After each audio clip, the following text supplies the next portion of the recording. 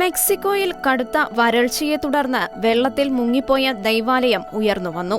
Chiapas സംസ്ഥാനത്തിൽ സ്ഥിതി ചെയ്തിരുന്ന 400 വർഷം പഴക്കമുള്ള ദൈവാലയമാണിത് എന്നതും ശ്രദ്ധേയം.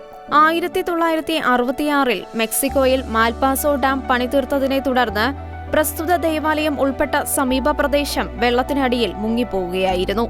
അപ്പസ്തോലനായ വലിയ യാക്കോബ് മധ്യസ്ഥനായ സാൻ ജുവാൻ ബൗട്ടിസ്റ്റ ടൗൺ എന്നാണ് ഈ പ്രദേശം അറിയപ്പെട്ടിരുന്നത്.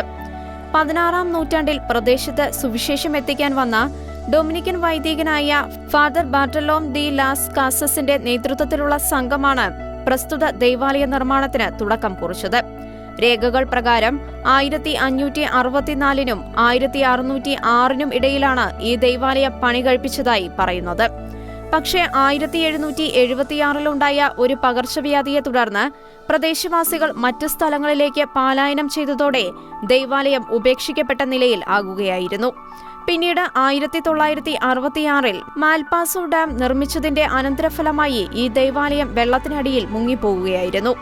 400 വർഷം പഴക്കമുള്ള വെള്ളത്തിനടിയിൽ മുങ്ങിപ്പോയ ഈ ദൈവാലയത്തിന്റെ അഗ്രം സമീപ വർഷങ്ങളിൽ പ്രദേശത്തെ ബാധിച്ച വരൾച്ചയെ തുടർന്ന് കാണാമായിരുന്നു. ഇതേ തുടർന്ന് വെള്ളത്തിലെ ദൈവാലയം കാണാൻ വിനോദസഞ്ചാരികളും എത്തിത്തുടങ്ങി. എങ്കിലും ദൈവാലയം വെള്ളത്തിന് നടുവിലായതിനാൽ ബോട്ടിൽ മാത്രമേ ദൈവാലയത്തിന് അടുത്തെത്താൻ സാധിക്കുമായിരുന്നുള്ളൂ.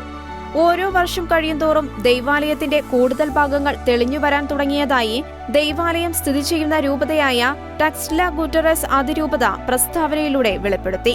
എന്നാൽ ഈ വർഷം ചൂട് കൂടുകയും ജൂൺ മാസത്തിൽ ലഭിക്കേണ്ട മഴ വൈകുകയും ചെയ്തതിനാൽ വരൾച്ച വ്യാപിച്ചതിനെ തുടർന്ന് ഇപ്പോൾ ദൈവാലയം പൂർണ്ണമായും പ്രത്യക്ഷമായിരിക്കുകയാണ്. ഇതോടെ 400 വർഷം പഴക്കമുള്ള വെള്ളത്തിനടിയിൽ മുങ്ങിപ്പോയ ദൈവാലയം കാണാൻ വിനോദസഞ്ചാരികളും എത്തിത്തുടങ്ങി. ഇന്റർനാഷണൽ ഡെസ്ക്, ഷിക്കന ന്യൂസ്.